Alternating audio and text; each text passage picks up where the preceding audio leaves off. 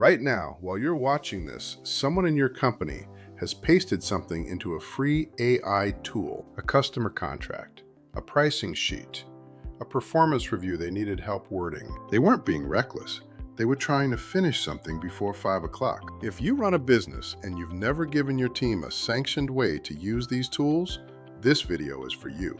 In the next 9 minutes, I'm going to tell you exactly where that information goes, what the actual risk is versus what people think it is, and the one decision that closes the gap. No fear, no compliance lecture, just the facts and the fix. I'm Tom Wright. I run Reliant Bridge Strategies. We help B2B companies use AI to cut costs, speed up operations, and grow without adding headcount. Here's the pattern I want to share because it is held in almost every engagement we've started. When we sit down with the leadership team and ask how much AI is being used inside the company, the answer is usually a little here and there. Then we ask the team directly, and the real number is never a little. It's most people, most days, on tools nobody approved. Every single time leadership is surprised, and every single time the employees are surprised that anyone thought it was a secret. Most companies I talk to have handled security like this: firewall, antivirus, password policy, maybe a cyber insurance writer. Real money, real attention, front door locked. Meanwhile, there's a loading dock door around back that's been propped open with a brick for 2 years. Not because anyone's malicious, because the badge reader was slow and there was a delivery and someone put a brick there and it worked and nobody took it out. That's what unmanaged AI use looks like inside a company.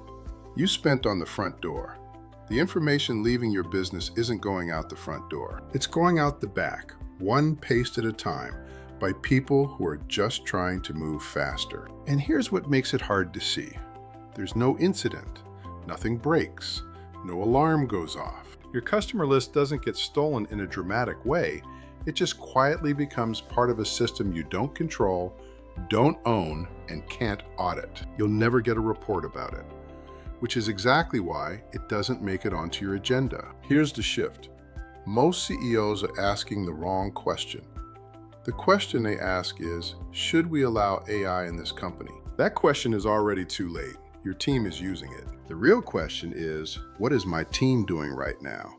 And what's the approved way for them to do it? Because the exposure isn't the technology. The exposure is the policy vacuum. When there's no sanctioned path, people invent their own. And their version is always the free one, on a personal account, with no record of what went in. And this matters more than most owners realize, because there's a real distinction underneath it. Consumer versions of these tools and business versions of these tools are not the same product. The business tiers come with contractual terms about what happens to your inputs. The free consumer tiers generally do not. Same interface, completely different agreement. Your team can't be expected to know that. Nobody told them. So the fix, for a lot of companies, is not a 6-figure security project. It's a per-seat subscription and a one-page policy that says, here's the approved tool, here's what you can put in it, here's what you can't. Now go one level deeper. When you close that gap, you don't just reduce risk, you get visibility.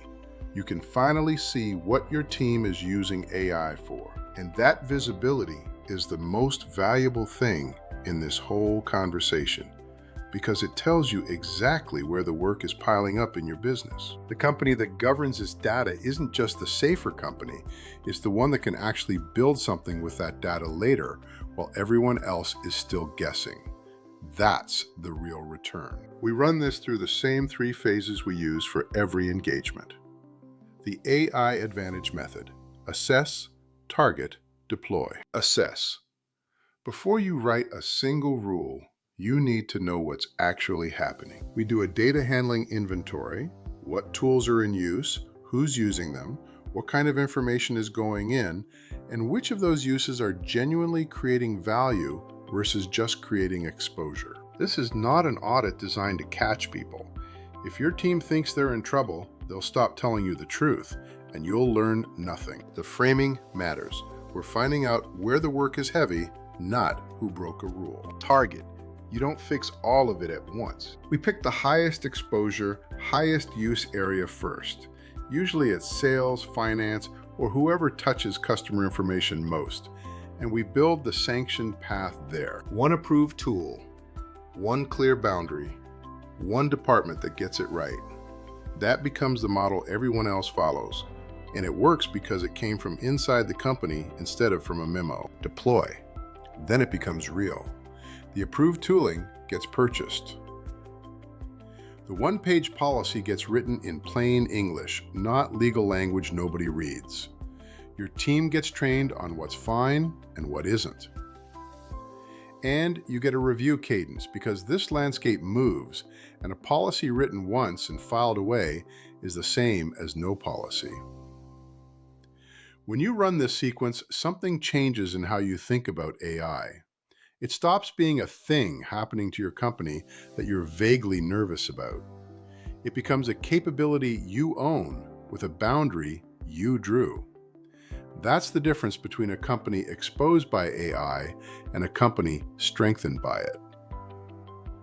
If you're watching this and thinking, I honestly don't know what my team is using or what's going into it, that's the most common answer I get, and it's the reason we built our free AI discovery session. It's 45 minutes. We walk through what's actually running inside your business, where your highest value opportunity sits, and what a sanctioned path would look like for your company specifically. You'll leave with an honest read on where you stand. No pitch, no pressure, and if the answer is that you're fine for now, I'll tell you that. The link to book is in the description. Every company I've worked with had a policy for company credit cards, spending limits, approvals, receipts, a review process. Nobody thought that was excessive, it was just good management of a company asset. Your company's knowledge is a bigger asset than your credit cards. Your pricing, your customer relationships, your processes, the things that make you hard to compete with. Most companies have no policy governing where that goes at all. So here's the question I'd leave you with. You have a policy for company money. Do you have one for company knowledge? I'll see you in the next one.